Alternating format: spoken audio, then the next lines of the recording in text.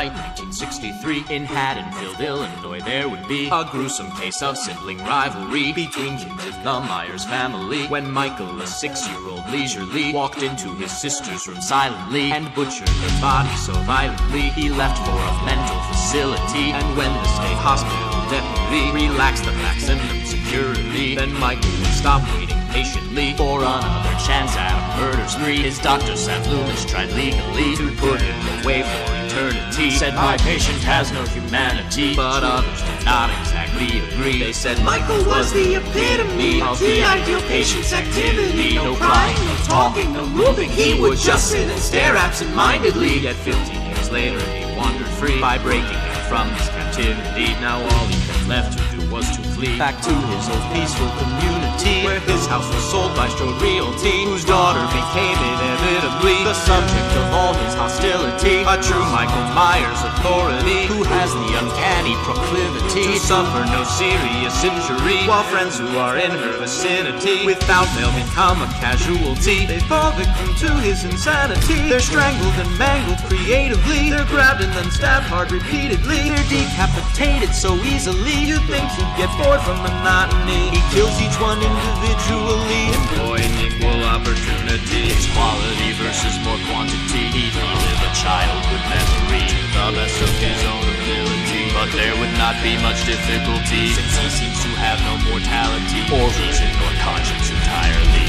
void of any personality. His sense of life and death and good and evil seemed extremely rudimentary. The boogeyman's responsibility is to maintain the notoriety of death as an impossibility, or fade slowly into obscurity. But who are you not achieve? Given this killer the third degree, vanquished the evil amazingly, ignored all your father's some OCD to check up on his heart accordingly. So while he is lying there lifelessly, while you are still breathing so heavily, you sit there and thank God that finally it's over, it's done with him. Luckily you planned each potential contingency. You blinded his eyes temporarily. You drove that knife through his chest cavity. You shot him in every extremity. You forced him right off of the balcony. There's no way in hell that he'd possibly get up and walk right off your property. That stuff only happens on the TV, so you'll be safe in police custody. They'll quickly make a positive ID of Michael's cold twisted anatomy. You'll garner the neighborhood sympathy, and after a good deal of therapy you'll be back in touch with reality and understand why philosophically the apple does not fall far from the tree when creating our own worst enemy.